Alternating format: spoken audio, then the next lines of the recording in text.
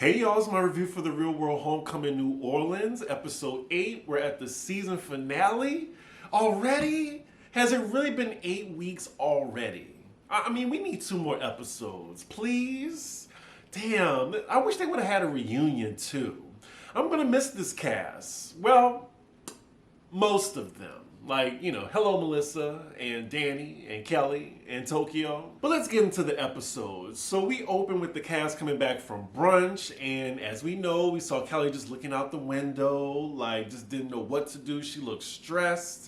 So they get back to the house, and there's like Mardi Gras floats like in front of the house. It looks like they hired extras to be there. I don't think it's people in the neighborhood. Now, at first, I just thought this was just like a party going through their neighborhood, but production actually set this up. So this is a lot. I was hoping they were just there during Mardi Gras, but this works. Hey, if I still lived in New Orleans, I would definitely participate in this. Child, Matt is excited. Like, he is doing his little jig and stomp. Lord, it looked like somebody put a snake in his pants. And now the kicks too.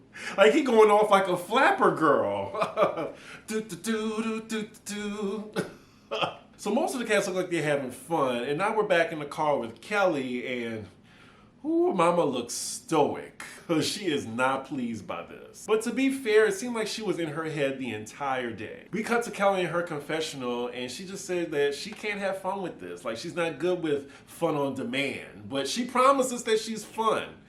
Like, I really do want her to relax, but, I did hear what happened on her Instagram, and yeah, we're going to talk about it later. I wonder how long they were doing this parade in front of their house. And side note, seeing Julie put this alligator head on, very accurate as to her character, the irony. So we see all the cast down there, and we see Melissa asking Danny, where's Kelly? We get back into the house, and Kelly is packing her shit and getting the hell out. She definitely made up her mind in the car. Now, one thing that grind my gears about this show was production never gave us timestamps. And I'm annoyed because, according to Kelly, she said she left 5 days before it ended. And, with this editing on the last episode, you would think she left like 1 day before everybody else left. Kelly says in her confessional that she can no longer ignore her inner voice, and it's time for her to go. Meanwhile, we're back outside, and Melissa gets this sweet interaction with a fan who actually bought her artwork when she was on the show the first time, kept it for 20 years just to come back and get her to sign it.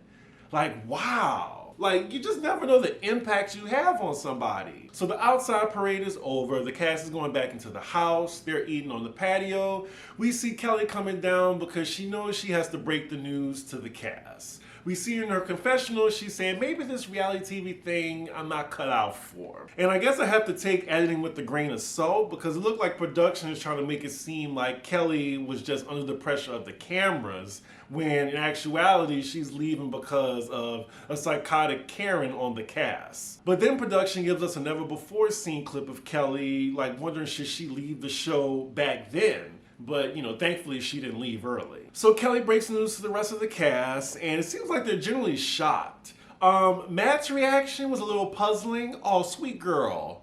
What did that mean? Was he being passive aggressive or condescending with that? Danny asked her why does she want to go home, and she just said she had this weird gut feeling the whole time. Ugh, damn it, I wish she could have stuck it out, or at least put Julie on blast. Like, bitch, I'm leaving cause of your crazy ass. Like, something, but Kelly's just, she's so poised. She doesn't want to get out of character, so she just rather leave. Kelly is continuing to explain why she's leaving, and she brings up a moment she had with Julie in the car when Julie said that she was having fun.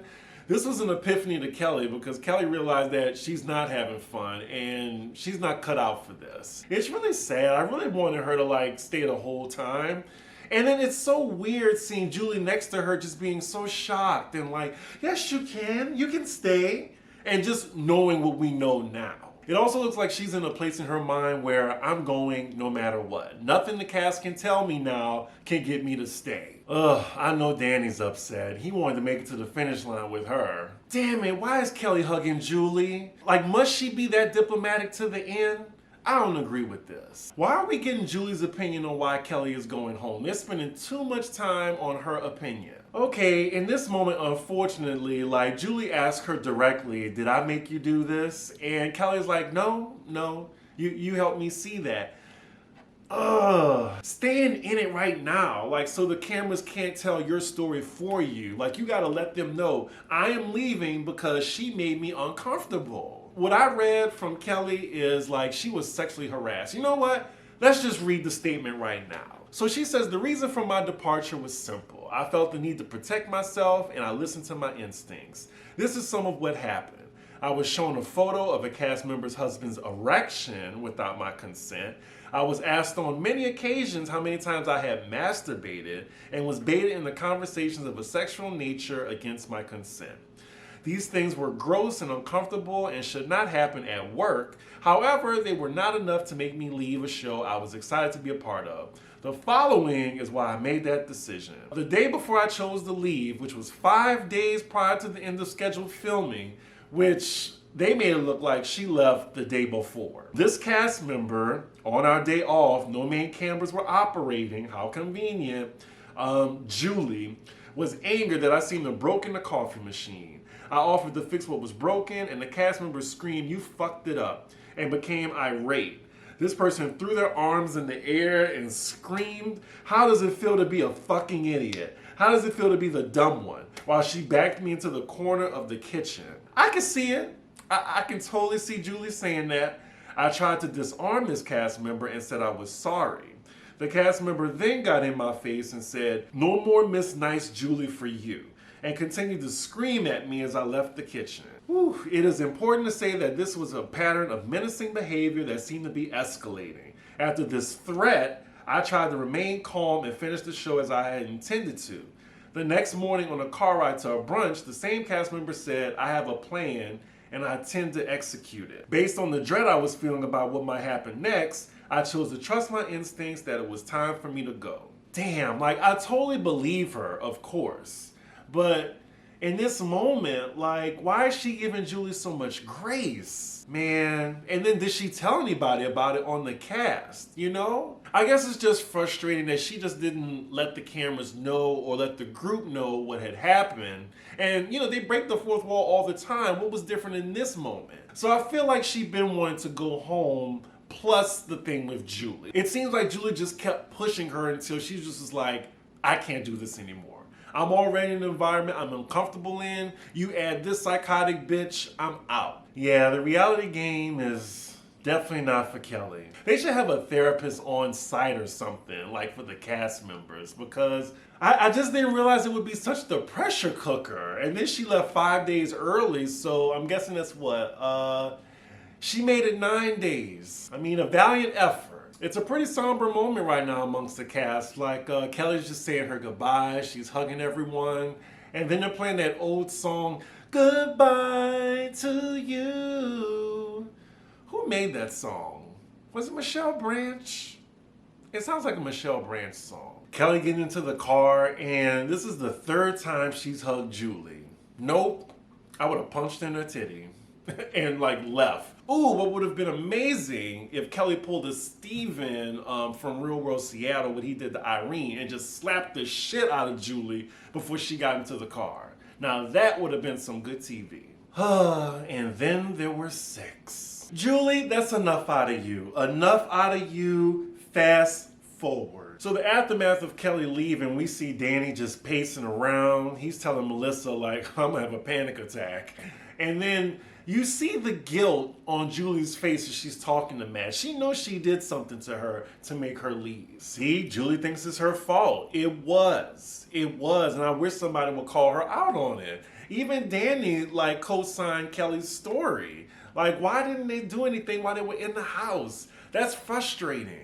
Call her ass out. Don't let her get away with this. Maybe I just need to go on a reality show and see how that shit really is. So it's later on in the evening. I'm not sure what day it is, but they get an incoming message. And the whole house comes down. We're with Tokyo right now. And he's just explaining that He's an introvert. He also said he promised to be present in this experience, but it's definitely difficult for him. So basically the incoming message is a scheme by producers to get them to answer personal questions amongst the cast. So they're gonna have like a fishbowl of questions and they all have to go around and answer it. So it's a bunch of round robin random questions, and we notice that Tokyo is the only one that's not really answering the questions. Some questions that stood out to me. Will you do the challenge? Everyone says no, it looks like. Julia's like, I will, sign me up. And she looks directly in the camera while she says that. Of course she came on here just so she could get on the challenge on a later date. Also, there's a question about kids, and honestly, we don't know that much about Tokyo. Like, we don't know if he's married, is he seeing anyone, does he have kids, what is he doing now? He definitely escapes the kid question, and you know Julie, like her nosy ass, she says in her confessional that, oh well, is he not saying anything because he has a kid that no one knows about? Or is it because he doesn't have a kid and he's uncomfortable? She has a point though, it's either or, but why isn't he sharing? And you know the deal when you go on reality shows, especially in this era, people are gonna look you up. So they're on the kids question, and it's a pretty awkward moment. Like Julie says, maybe your art is your child. Like, I'm guessing she's waiting for some confirmation from David, and he's just like, thank you. Thank you. Yeah, he got away with not answering all those questions. You know what sucks though? It seemed like Tokyo came in ready for this experience, ready to share. And then, you know, he got too close to that woman. That's what they call her now, that woman. It seemed like ever since the club night happened and Julie's ridiculous accusation, like Tokyo kind of fell back a little bit. And now with the help of production, we're seeing a parallel now between Tokyo and how David was back then and not wanting to share. Let's just blame Julie for everything. Judging from some of the cast members' confessionals, it seemed like they're well aware of Tokyo trying to intentionally hide some aspects about his life. Yep, Melissa clocks it again. She says Tokyo has definitely withdrawn since being in the house. So next scene is the next day. It might be day 12 or 13. We don't know. But with Tokyo, he leaves his room and he heads to see Melissa and Danny. They're talking to Jamie at the moment, and this is the first time on this show that we've seen Tokyo without his wristband and headbands. And wow. I think Melissa kind of points it out without saying it, but Jamie asked him a question about, you know, what do you want to do before we leave, so we do all together. He says, let me think about it. And I think amongst Melissa, Danny, and Jamie, they're seeing that, oh, this is the Tokyo from back then. He's withdrawn now. Like, what happened? We also find out casually from Jamie that not only do him and Tokyo live in the same city, I think they live in the same neighborhood. I don't think they kept in contact during those 20 years either. Wow. Now, I've been through this tea. Shout out to a friend that hit me up with producer friends on this show. It's just so fascinating to me. Like, someone who shared this experience, like, they live in your neighborhood and y'all not cool? Maybe they'll be cool now after this experience. Melissa's just such a good observer. That's why she's like a great narrator of this season as well in her confessional.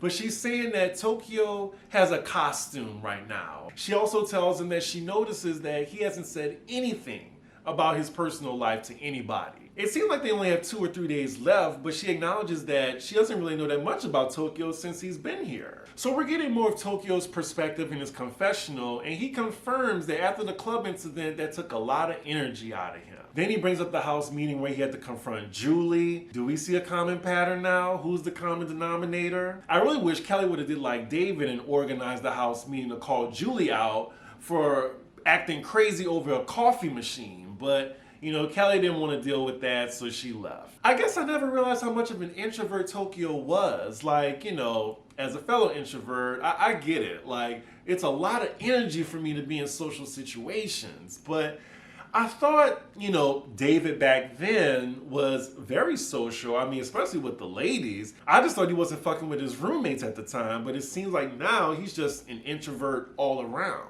I actually feel like Melissa in this moment now. Like, I want to know more about Tokyo and what he's been up to. But, we only got 20 more minutes left. So next scene, we're with Julie and Melissa in the kitchen, and, they're talking about their experience with the show. I'm guessing, the days are getting less and less. They're about to leave. And Julie asks her, where do you and me stand now? Melissa basically says she has no beef with Julie at this point. Like, she got the apology, they addressed the situation. Like, she can move on. She got the closure that she wanted. Now, will they be friends? I don't think so. For Melissa, I'm sure this was cathartic for her and even personal growth. Like, to just let go and just forgive somebody, that takes a lot. Because for me, after this experience, it would be fuck Julie all day. Like, if I saw her outside of the show, I would walk right past her and not even speak. But as we can see, Melissa and Kelly are better people. Also, we finally have some evidence of time. The cast is on their last full day in the house. So then we see most of the cast chilling outside, and then we see Julie on a mission to get to know more about David in the little time they have left.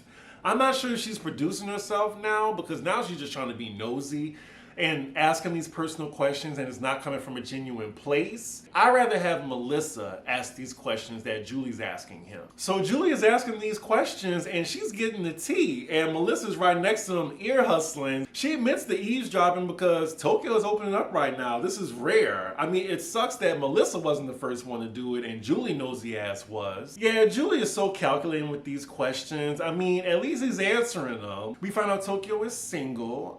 For money, he does some odd jobs along with some of the things that he loves to do. Now, some of y'all have hinted to me about his sexuality and maybe he might be bisexual or gay even. I mean, it's not far-fetched, but Tokyo can do that on his own time, or he could just go back into the shadows. I honestly think that the majority of this cast is going to go back to living their lives. Like, they don't want the fame. I mean, except for Julie. Other than that, they're going to go back to their lives and continue how they were living before this show. Tokyo does seem a little bit uncomfortable, but then Julie asked the $1 million question, do you have any kids? And he does not answer the question. He's like, oh, we're not going to get into that. Interesting. I mean, if he didn't have one, he would say no. So maybe something's going on there that he doesn't want to talk about. Because when you say you have a kid, then that opens up all types of conversations, like who the mom, like how old is he, like are y'all close? So maybe that's why. Melissa's just all in the conversation now. Like, she just turned away from Danny and Jamie. She's invested now that Tokyo's talking. So Melissa finally confronts Tokyo. She's been quiet and, she doesn't want to ask him any questions he's not comfortable asking, but you're purposely not sharing your life with us. And Melissa's coming from a genuine place. Julie needs to go on somewhere and let them have their conversation. Ooh, thank God. So Julie finally left, so they're having their one-on-one. And Melissa's giving him real talk. She's like, dude, this was hard. It was hard then, and it was hard now. And if you need to talk to anybody about this experience who can relate, not just like this, but with this too, call me. I almost teared up seeing this. Like, I watched it high the first time. But this was a really genuine moment between the two of them. It was very sweet. Tokyo accepts it as much as he could. He says, bless. I appreciate that. Oh, why am I tearing up? That was my favorite moment of the episode, y'all. Definitely. Like, I just feel like they came full circle in that moment. So next scene, we see the cast. They're going to be doing their last activity before they leave the house. And this is organized by Melissa, who hit up her old friend with the gallery and, had her painting. They're all going to paint a mural together. We find out from Melissa that she actually stayed in touch with Lionel after the show, and it's her longest lasting friendship out of everybody in that experience. Oh, I know exactly where they are now that I see the signs. They're on Magazine Street in St. Mary. I need to go back to New Orleans after this now. I think I might go maybe late July or in August. Ugh, I miss my city watching this. Definitely when I go back to New Orleans, I'm going to take a picture in front of that mural. So in another full circle moment, they're actually painting this mural like right across where Lionel's gallery used to be, which is now a Warby Parker. Now, as I'm watching this, I just wish Kelly would have stuck it out for just 5 more days. Like, I think it would have been nice for all of them to be in front of the mural. So the cast gets back to the house and they all get into the confessional together. Now, I'm guessing this is like a tradition amongst the homecoming shows. I didn't watch the first 2, but yeah, they're all in there and they're just having fun, saying they're the best cast. They're the best cast so far that's been on Homecoming. I'm trying to think. New Orleans is up there with Hawaii. I would say New Orleans, Hawaii, Seattle, back to New York. Those are my 4. Okay, they just playing around right now. Fast forward. Sweet double D double day. Oh, I'm gonna miss this show. Ooh, Lord, Matt is this close into the camera. He is white.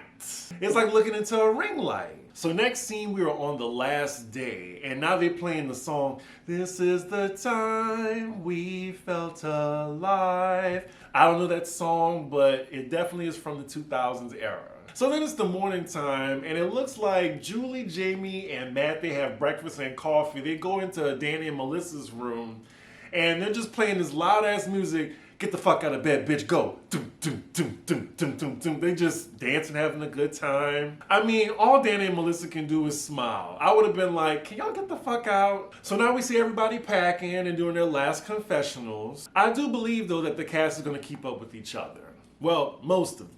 Production really tried to get away with just having no accountability for Julie's behavior with Kelly leaving. Like, if it wasn't for Kelly's Instagram post, he wouldn't have known any of that happened. So they're having their final meal together, and the topic of conversation posed by Tokyo is, knowing everything that you know now, would you let your younger self be on the show? So far, everyone says yes, but then we get to Danny, and it's a very reluctant yes. Because after the show, he definitely went through some shit and became the face of a movement. But Danny says that if it was a different era, he would definitely say yes. So afterwards, they get into a very touching conversation and just confirming to Danny that, he's a great person. He's saved lives. And, Melissa says, I love you.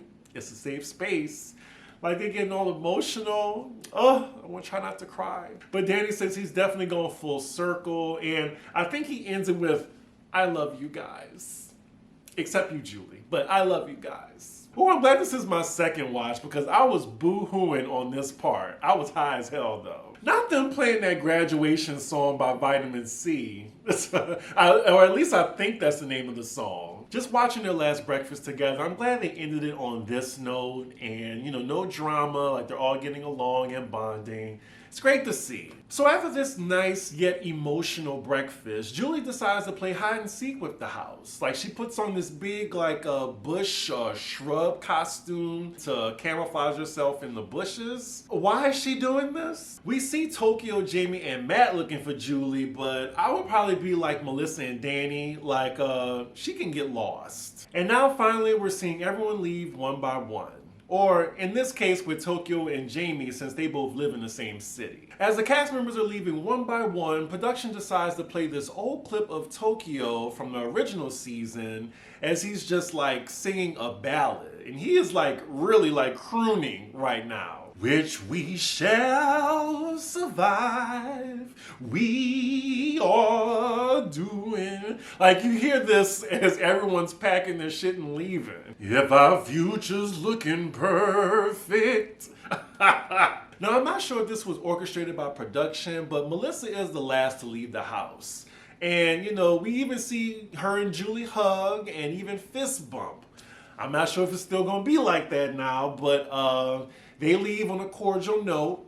And then I think it's fitting that we end with the narrator of the season, Melissa. The MVP. Ooh, they still have Tokyo crooning. Lord. Child, we see Melissa stealing everything in sight before she leave out the door. So after Melissa's final thoughts, we then get back to the Tokyo clip they were playing, and then we see a montage of the old cast, and that is where the episode ends. What a great show. I love this franchise so much. Who's gonna be after this? This is a tough act to follow. They gave us a great 8 weeks of television. I am gonna miss Melissa so much. I really am. Girl, if I see you in the street, I'm gonna give you a big hug. Please don't pepper spray me. I come in peace. I'm actually gonna miss, Danny, Tokyo, and Kelly as well, but I need to see Melissa back on TV. And a little update, so they were nominated for a Critics' Choice Award for Best Unscripted Reality, and unfortunately they lost to RuPaul's Untucked.